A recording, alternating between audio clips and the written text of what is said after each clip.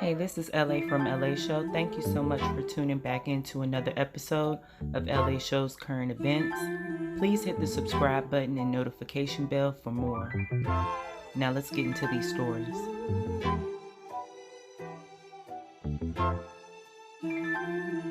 Hey, this is LA from LA Show. Please join me for LA Show, the podcast, now available on Spotify, Anchor FM, Breaker FM, Radio Public, and Google Podcasts. You can find me by clicking the link in my bio now. Thank you so much for tuning in. You don't want to miss it, so check it out.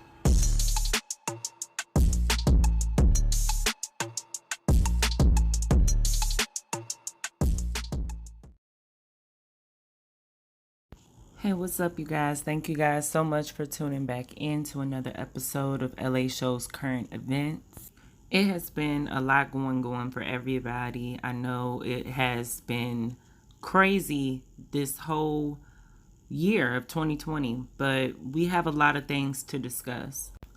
By all means, check out my podcast that is on all streaming platforms, and you can also donate to this platform, $LA Show 1, for the growth and betterment of this media venture. Today I want to discuss some things that have been circulating in the news, of course, some current events that have been happening to regular everyday people. Like we normally do, Today I want to discuss some cases that have been going on. Maliyah Bass's case out of Houston, Texas. Breasia Terrell's case out of Davenport, Iowa. Also, I want to discuss the RFID chips that have been found in certain bras, so we can learn more about that technology. And also, I want to discuss the missing children that have been found. I'm a fight for that little girl. I'm a fight for that little girl. And then she pulled it up. Come back! Come back! The road perfect! Come back!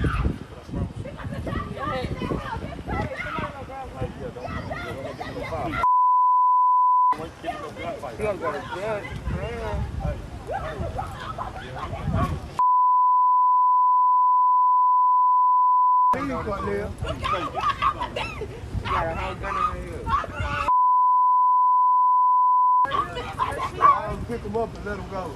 They picked them up, questioned them a little, and let them go, bro. That was the wrong thing to do. There is a tragic update today in the search for a missing 2-year-old in our area. Fox 26's Chelsea Edwards reports on the latest developments.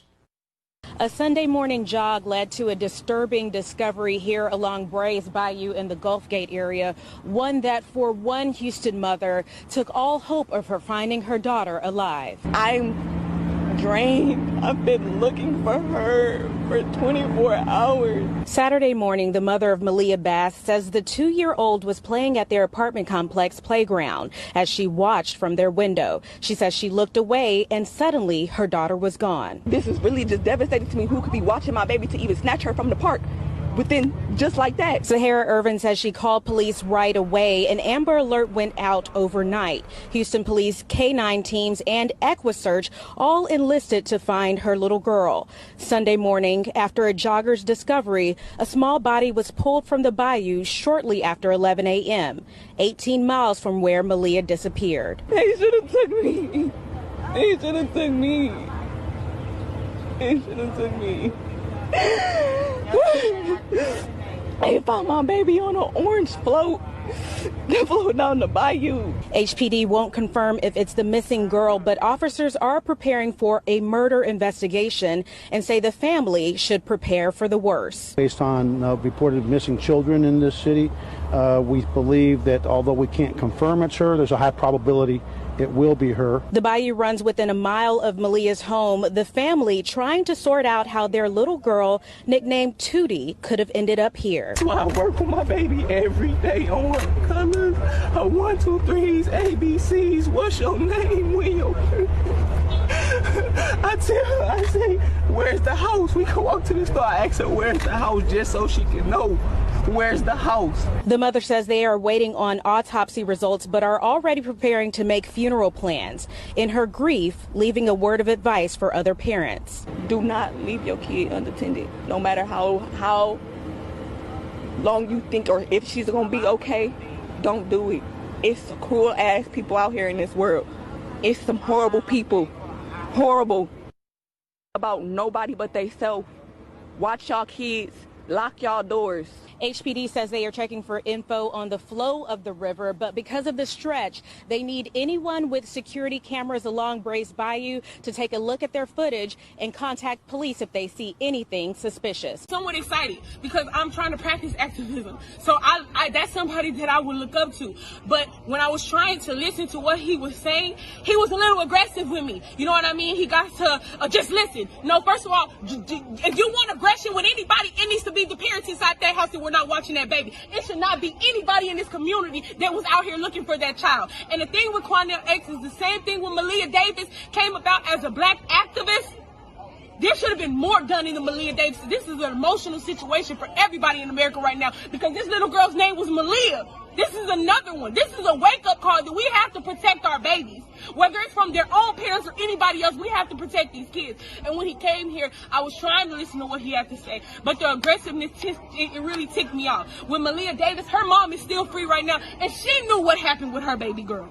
So regardless of if they did it or they didn't do it, that aggressiveness that you hold in your heart that you want to come out here being aggressive with, it needs to be to the parents that made this situation happen. Not to everybody out here, because everybody in this community was out here faithfully looking for this baby. That pool right there is drained completely out because EquiSearch came looking for this baby. The way she was found, things are just not adding up. We just want justice for this baby. We want her soul to rest in peace. Her soul will not be able to rest in peace. And I feel that in my heart. Until somebody comes forward and they say what happened to this baby. It doesn't matter if it was a family, a friend, a relative, or somebody that was just... But that's the thing. Don't have everybody in this apartment complex and thinking that it's a pedophile or something like that. You know what I mean? When y'all are the main suspects. Their stories, we sit here and watch their stories change up multiple times while the detective was here. Even the detective got tired of their BS. Because he even was saying himself, something's not right, something is not adding up. But I feel like a part of the force, HPD, police department, FBI, whatever it is, don't give them a chance. Once they gave a description, this little girl was found with no clothes on. Okay? So once they gave her a description of what this little girl had on, anybody could have went back and removed this little girl's clothes. That's what we're upset about, because the things that they were saying are not, it's just not adding up. It's not adding up, and it's wrong to bring them back here today, because at the end of the day, why you want to come back now? Why you want to come back now when we was out here searching for your baby in the rain? Y'all wasn't trying to be here. So why are y'all here now? What evidence could Quanell X possibly be looking for at this park right here? Because there's all these people, all these windows, no way.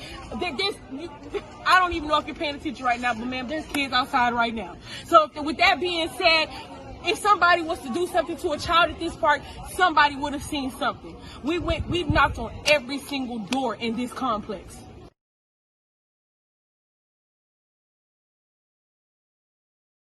So with this case, as you can very well see, it is very volatile. Of course, it is a young baby girl that has been taken from us in this world. And not only that, we have the CV running around here, locking these kids into the houses that may or may not be fit for them. But as far as Maliyah Bass's case goes, it does starkly remind me of Maliyah Davis's case out of Texas. And it's just like the people in the community are saying, why do these children keep ending up in certain situations that they shouldn't be, you know? So I just hope and pray that some answers are given out, because, you know, people are saying that the family members do look suspicious, the mom and the stepfather.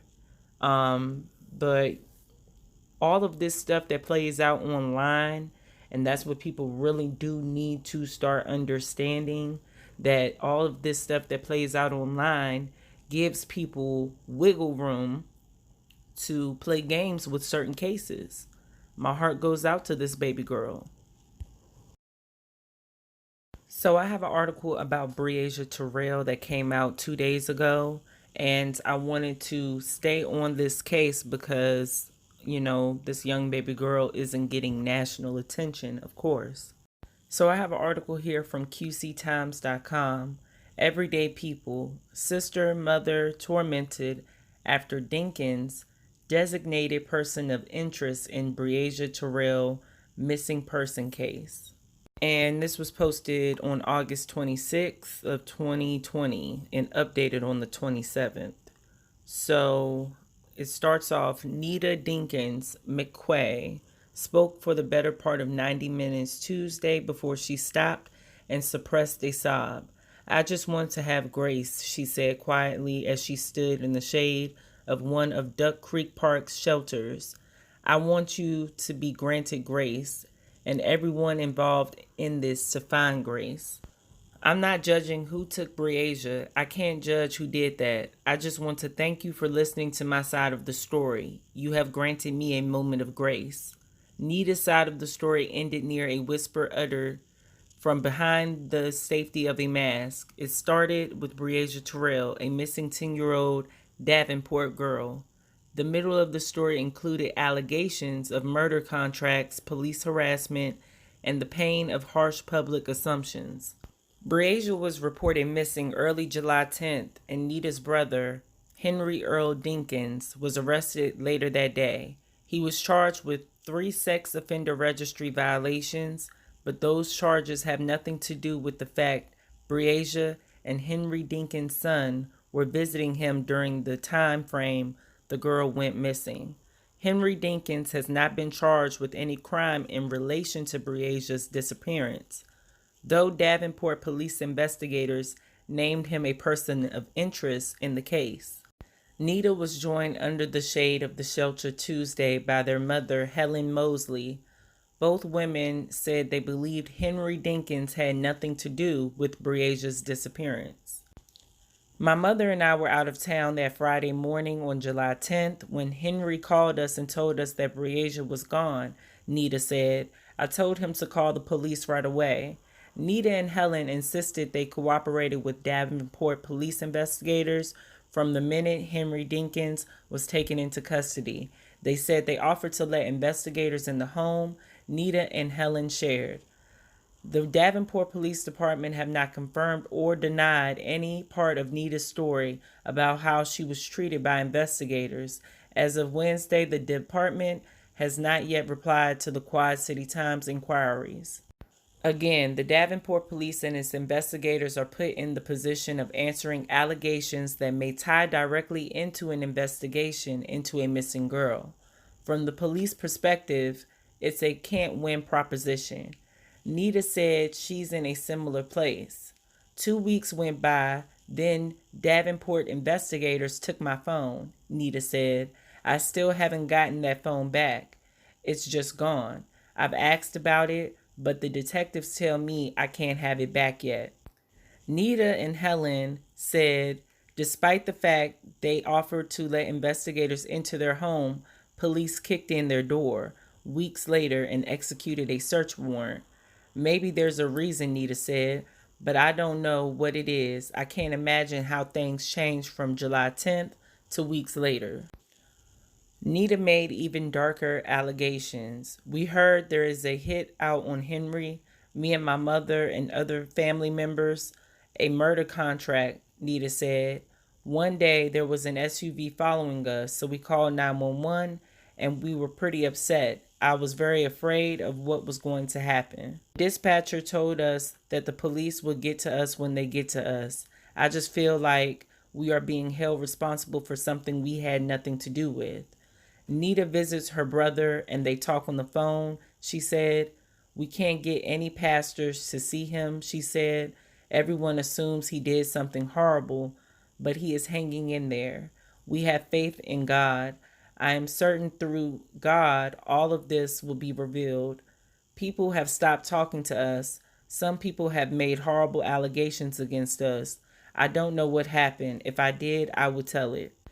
Once again, with Breasia's situation, it is a family situation that seems to be very, very weird. And in my last video, I did a live on this topic.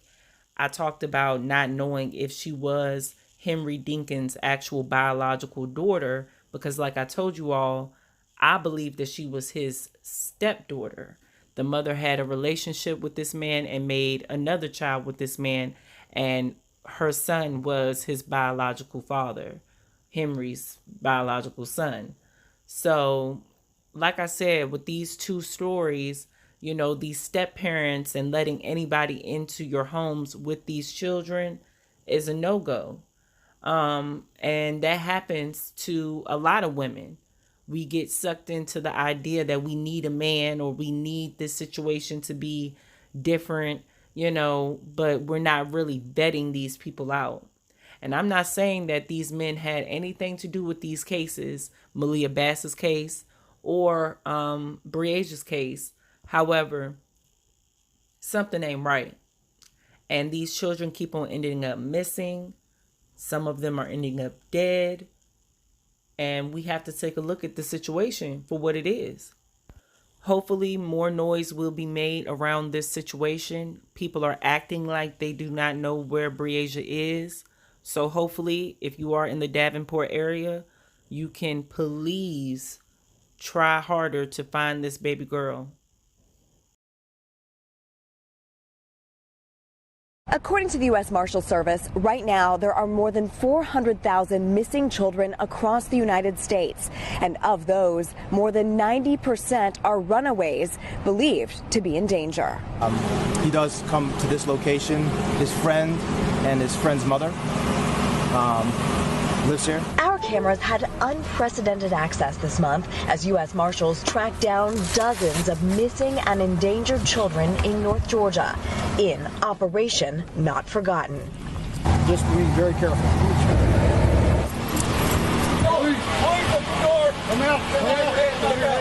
This is a relatively new mission for the Marshal Service after the Justice for Victims of Trafficking Act in 2015 gave them the authority to help federal, state, and local law enforcement recover missing children. We're really good at what we do. We're, you know, they've called us manhunters, where we're not just manhunters anymore. We also help save and rescue children as well. All right, but I'm gonna help you up, okay?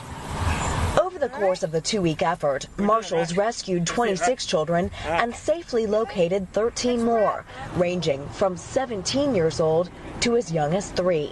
Director of the U.S. Marshal Service, Donald Washington, says this is a priority for them. I have children. I'm sure many of you do as well. These are not my kids, right? And these are not your kids, but actually they are our kids when it's all said and done. Law enforcement arrested 9 adults as part of the operation, including 2 in Newton County. Trevante Sharif, who was charged with interference of child custody, and Kirk Waters, who was arrested while in the company of a missing child. According to the Marshal Service, they identified 15 of those missing children as victims of sex trafficking. Director Washington says he wants missing children and their families to know that they will never stop looking for them. So I see a lot of conjecture on Twitter, on social media about this. Basically, people are saying that it is an issue with them showing the black men being arrested and the white child that was rescued and not showing any more victims and more situations and scenarios, which is understandable. That's the media. That's what they're going to show us. Now, the situation at hand is the missing children, okay? So now we have a situation where we have kids that have potentially ran away. We do not know what those children were running away from. So then that makes me question the fact that, okay, we have these children running away. That's prime motive for child services to get involved, taking them, putting them under their wing, which a lot of people have been talking about has stimulated to the missing children crisis that is going on, and also the broken homes that are devastating the black community. Now, I'm no expert in this, but I do have a heart, you know.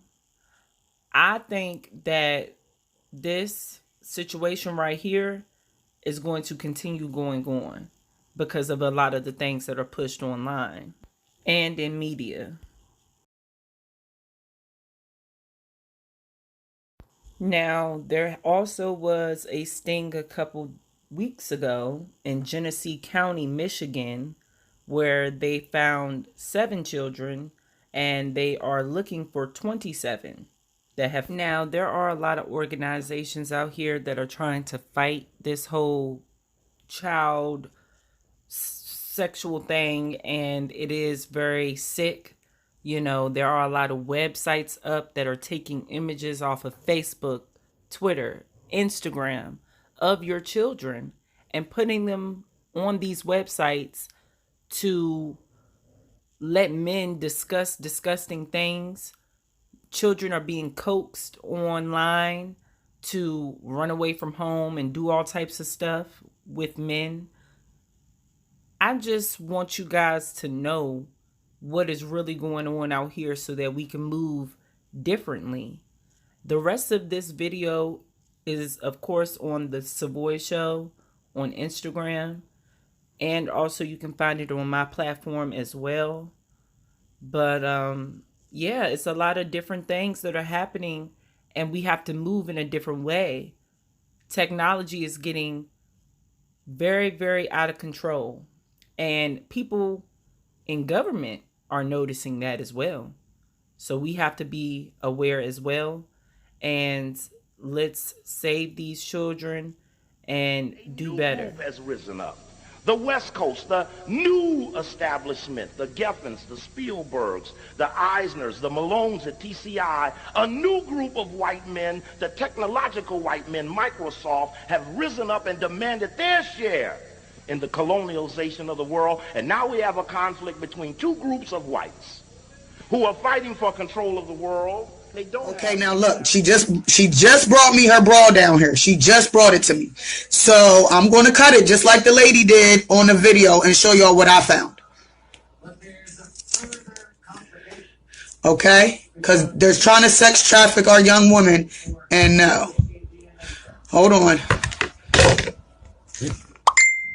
Hi, Dorita. Mom. What, are they in there? No, he's sitting right hold on.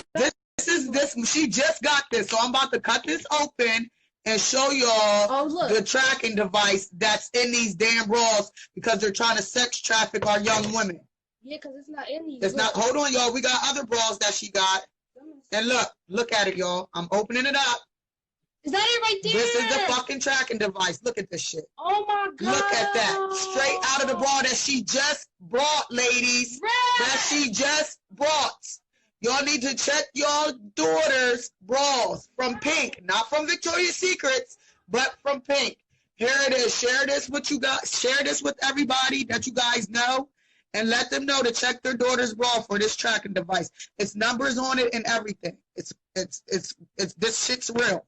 Oh look, her other bras. These are old. These are old. They say Pink. Look. And Pink. it says Pink. And it's not on them. She just brought this one, and I've seen the video, and I cut it out. So y'all tell me who's crazy. That lady's not crazy, and these are tracking devices. I don't. This look like a fucking camera or something. That I don't know if y'all can see it real good, but bang, there it is. That black thing. Yeah, that black thing. It's I don't know, y'all. Y'all check your daughter's bras from Pink. I'm just showing y'all what I seen, and this is on her new bra that she just brought. Not any of, she got old ones here. They're not on the old ones, but they're on the new ones, and it says Pink on them. So check y'all bras and make sure y'all take them tracking devices out. These is thin. These are thicker. Yeah, this was hard. This one was hard. And these is thin, and they got words on them. So y'all check them, because here it is, right here. Oh my God. I just wanted to give y'all pre-warning.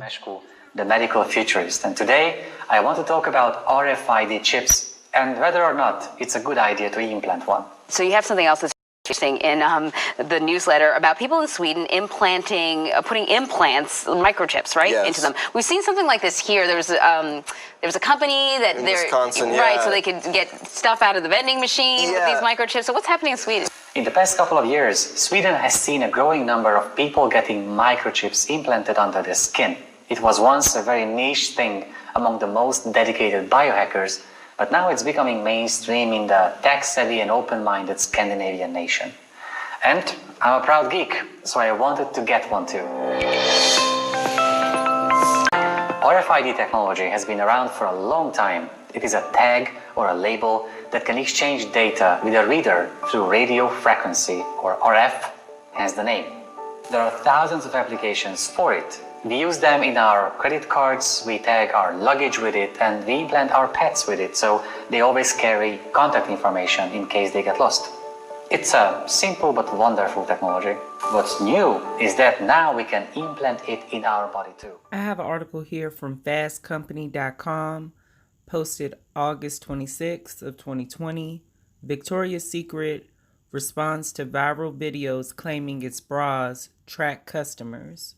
Victoria's Secret has responded to a wave of videos circulating on social media claiming that the company has implanted chips inside bras to track customers.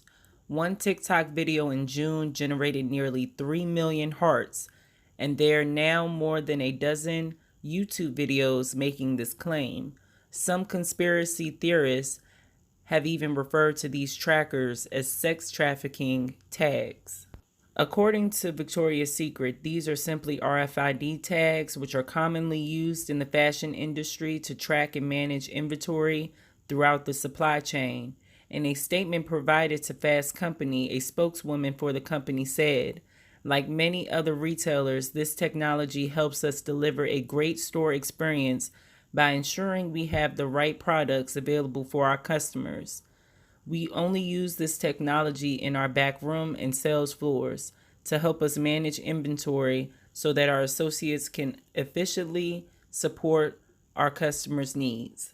Snopes, a fact-checking organization, has published an article debunking the claim that the chips track customers. These tags only have a range of a few meters, the article reads. Furthermore, these tags don't have any sort of battery in them, meaning they are only used within range of a scanner. Yesterday afternoon, YouTube created a fact-check panel that links to the Snopes article that pops up when you search for Victoria's Secret and Tracker. It clearly states that the claim that the lingerie brand is tracking customers with RFID tags is false, but videos continue to pop up making the claim. I'm not going to read that whole article because I don't want to keep y'all long. I know this is a long video, you guys, but I wanted to get out the information. So notice how Google, YouTube, they are censoring any type of information about the RFID chips that are going on with Victoria's Secret. And to me, that just stops us from being able to really dig in and ask more questions on the utility of those products. I've actually gotten a lot of comments under my post that I made on Instagram. Go check those comments out, and thank you guys so much for engaging and telling me your experiences with retail. I also added in the clip of Steve Coakley, a very brilliant man, and he was ahead of his time with technocracy. And I also wanted to give you guys the origin of what RFID chips are and where they have, grown from or spawned from, which you can very well see in that clip with the doctor talking about how he's going to get one put up in him. And you know what? Y'all can have at it. Should consumers be made aware of this type of technology in the products they buy? Let me know down below. Thank you guys so much for staying tuned to the end of this video. I know it was a lot, but a lot of heavy information is towards the end. So if you have to skip around, by all means do so. But I want you guys to get the stories, get the topics in. I will be back with more. You can check me out every Monday on my podcast platform, Spotify, Anchor FM, Breaker FM, Google Podcast, and more. By all means, check that out. I am trying to get on to Blog Talk Radio so that we can actually host some live sessions and do some different things. Like I said before, Please support this platform. You can do so by clicking the link in the description, and I will be back with more.